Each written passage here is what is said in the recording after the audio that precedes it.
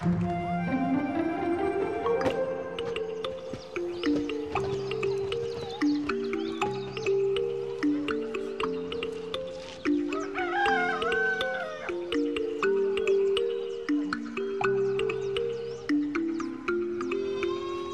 deuxième étape de mon enquête m'a conduite au Malawi, un pays de 15 millions d'habitants, où la moitié de la population vit dans un état de pauvreté extrême, avec un revenu inférieur à 1 euro par jour.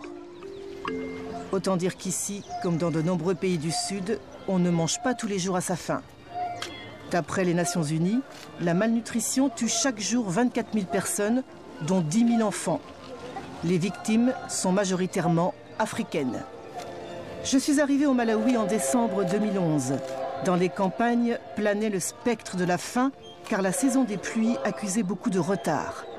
Comme en 2005, où la sécheresse avait provoqué une grave crise alimentaire.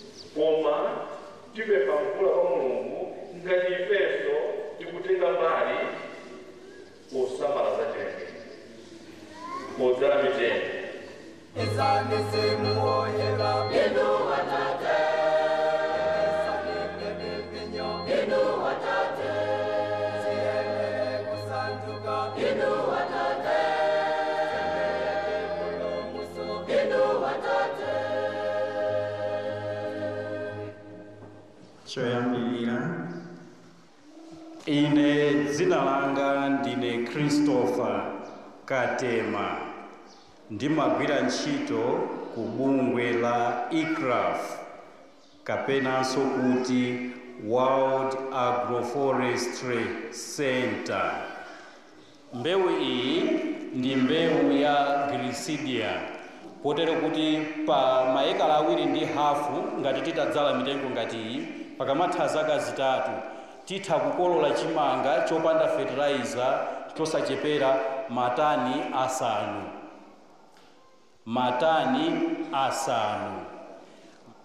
Titatsatira izi sikuzakhalanso mkatolika wakuno wogona ndi njala. Koma tsopano lino ndingofuna ndipemphe abambo Mark Majoni angofotokozako kuti kodi zimene tikunenazi zawathandiza.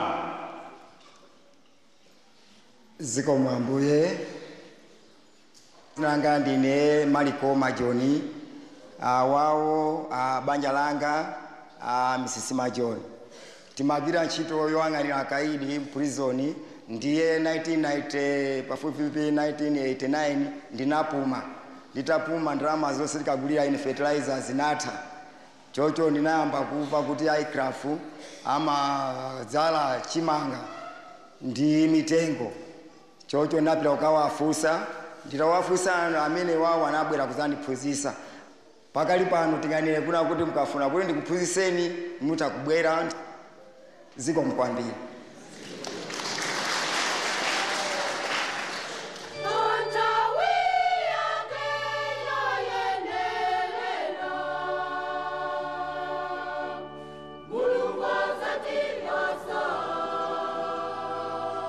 Au Malawi, plus de 75% de la population vivent dans les zones rurales où l'agriculture constitue le principal moyen de subsistance. Paradoxalement, comme partout dans le tiers-monde, c'est aussi dans les zones rurales que se concentrent la pauvreté et l'insécurité alimentaire. En 2007, le gouvernement a lancé un vaste programme d'agroforesterie qui est cité dans le rapport d'Olivier de Schutter comme une expérience réussie d'agroécologie. À ce jour, plus de 180 000 paysans ont été formés avec le soutien des techniciens du Centre mondial de l'agroforesterie.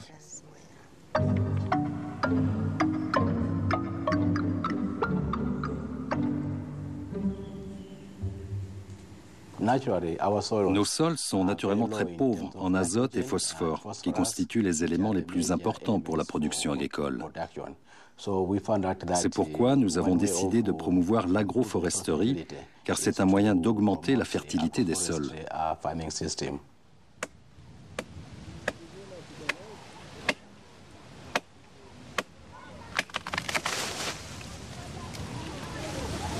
Marc et Hilda Majoni sont des pionniers de l'agroforesterie qu'ils pratiquent depuis une vingtaine d'années. Ils exploitent 1 hectare de culture vivrière, et notamment de maïs, qui constitue l'aliment de base au Malawi.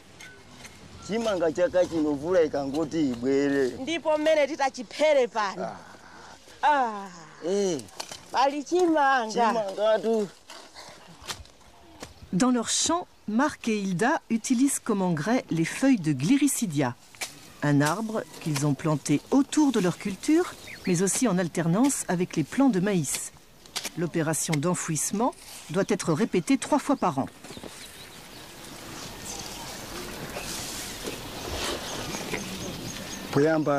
Avant, les sols étaient détériorés. Ils n'étaient pas fertiles.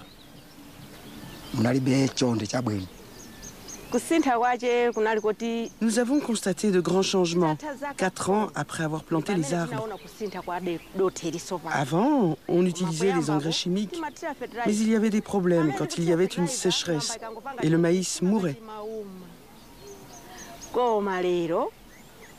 Mais maintenant, depuis des années qu'on utilise le gliricidia, le sol est de très bonne qualité.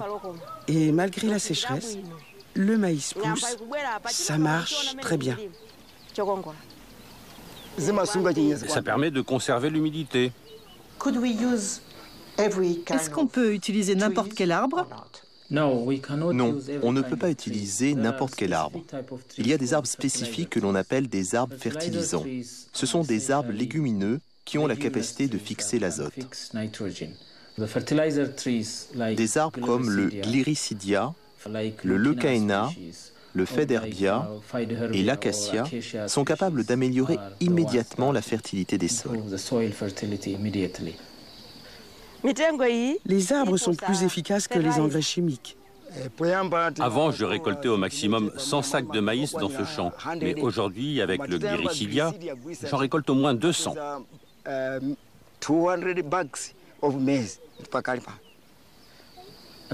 Dans ces parcelles, les rendements sont multipliés au minimum par 2 ou par 3.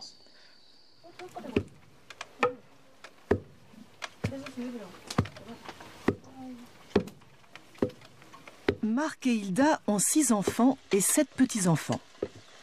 Leur dernier fils est chargé de nourrir les animaux avec les feuilles de gliricidia, qui constituent un excellent fourrage. Au Malawi, la majorité des familles paysannes ne mangent qu'une fois par jour. Le plat national est la mtsima, une sorte de polenta cuite à partir de la farine de maïs. Généralement, celle-ci vient à manquer pendant ce qu'on appelle les mois de soudure, c'est-à-dire la période qui s'étend entre la fin des stocks constitués lors de la dernière récolte et le début de la nouvelle moisson. Normalement, quand le climat ne marche pas sur la tête, le maïs est récolté au mois d'avril. Maintenant, ma vie a changé, car je n'ai pas de problème de nourriture. Ma famille mange bien et j'ai de l'argent.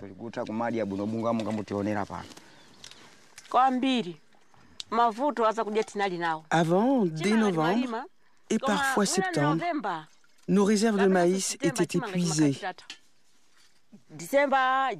En décembre, janvier, février, mars, on souffrait de la faim. Mais maintenant, grâce au gliricidia, nous avons suffisamment de maïs. Nous en vendons à nos voisins et nous sommes heureux.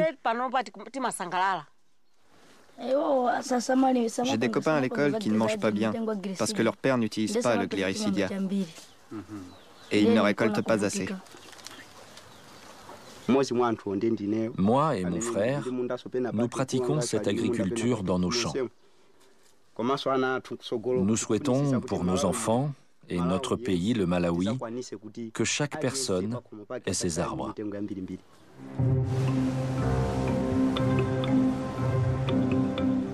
Transformer les vies et les paysages.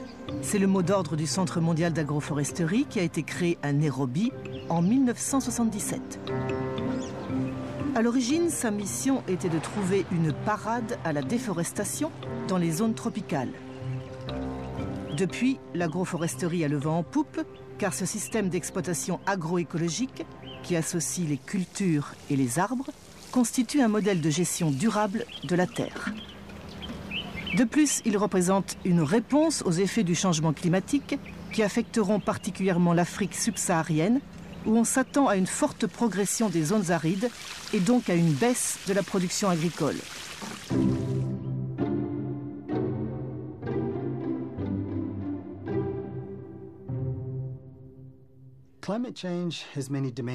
Il y a deux manières de combattre le changement climatique. Soit on essaie de réduire l'émission de gaz à effet de serre dans l'atmosphère, soit on essaie de réduire leurs effets. Les arbres sont excellents pour séquestrer le dioxyde de carbone présent dans l'atmosphère. Ce sont des champions pour l'intégrer dans leur bois et le sol. Si nous augmentons la quantité d'arbres dans l'environnement, nous augmentons aussi notre capacité à stocker le dioxyde de carbone de l'atmosphère. C'est le bénéfice des arbres et les arbres sont fantastiques. Pour les chercheurs de Nairobi, l'agroforesterie ne concerne pas que les pays du Sud, mais aussi ceux du Nord, où les adeptes de l'agriculture industrielle et de la fameuse révolution verte ont fait disparaître les arbres des surfaces cultivées. Or, l'agriculture industrielle est responsable de 14% des émissions de gaz à effet de serre, car c'est une grande consommatrice d'engrais et de pesticides chimiques fabriqués avec du pétrole ou du gaz. Pour les spécialistes de l'agroforesterie, il est urgent que les pays développés revoient leur modèle agricole ou dominent les monocultures.